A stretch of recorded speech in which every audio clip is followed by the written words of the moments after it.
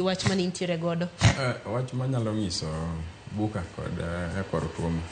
Ning'eni dwan samoro bwa bedo piny twaparo bak. Nikech kwang'iyo kata from awinjo kowacho ni Ruto samoro jambadhi to Rigathi be osiepne. Mano wuod gi Grace Ogot ni. Ning'eni dwani wan kaka oganda gima wacho go beyo kabisa. Iluongo ni ideal situation. Mane kako nego bed. But Kenya ma wantie ni Sharon wasetiyo gi joma onge gi paro bilano. Nikech kata kwang'iyo chien kane wang'iyo 1963 iyudo ka Jaramogi nyien wazungu nonyiso no kawo piny. To wacho ni ok onyal kawo piny nikech Kenyatta poni ya jeda. To Kenyatta kowuok tineno gik mano timore. King'iyo joma chalo ka Agwens Kodhe, right? Masa mono telo ne nyaka Mau Mau ka ging'iyo rights mag Mau Mau.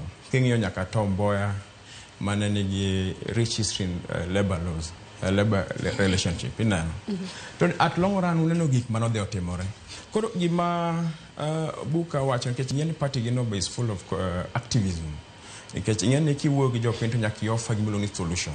Koro wasebedo kama kako ganda. Ere gima nyalo transform region mwae. Emomiyo samoro kineno ka Ruto samoro dhi gweng' thurwa kocha. To ng'iso ni oganda wacho ok usigu tribal politics. Ong'iso oganda ber bedo e sirikal. Iwinjo? Nikech kata kidhi kor gi bunge mosipani kabisa. Mbunge ne benodhi e bunge mana gi independent mokwongo ka jodi mowacho nokwongo thiro right mare. Iyudo ka ntiyo moger kabisa kibiro kaka wendo wakocha itiyo molos kidhi kor gi nera odoyo kasipul kocha itiyo molos king'iyo kata Homa Bay County ino ka government ne bedo machiegni gi sirikal intie projects moketie manyalo konyo jopiny. To kata king'iyo the grand coalition mane Raila Odinga loso gi Kibaki nitie yo moko mano temo loso thurwa kocha mane nyalo neno.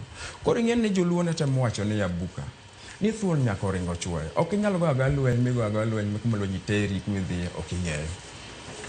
Okaka weda ka chen moro nitie gik ma Buka owacho ma very serious.